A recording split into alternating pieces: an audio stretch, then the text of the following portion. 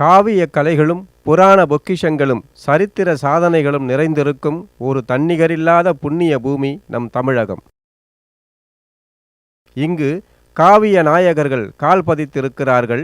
புராண புருஷர்கள் வாழ்ந்து இந்த மண்ணுக்கு புகழ் சேர்த்திருக்கிறார்கள். அப்படிப்பட்ட காவிய நாயகர்களுள் நம் நெஞ்சை விட்டு அகலாதவர்கள், நெஞ்சை அள்ளும் சிலப்பதிகாரத்து தலைவன் தலைவியான கோவலன், கண்ணகி, மாதவி.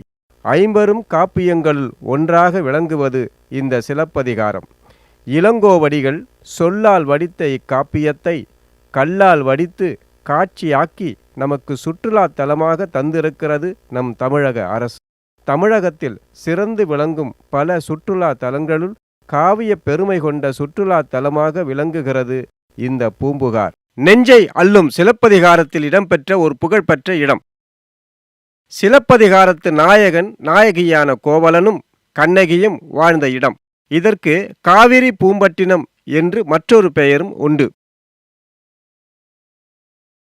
இது சோழர்களின் ஆட்சி காலத்தில் புகழ்பெற்ற துறைமுகமாக விளங்கியதாக இலக்கிய குறிப்புகளும் வரலாற்று குறிப்புகளும் சொல்லுகின்றன.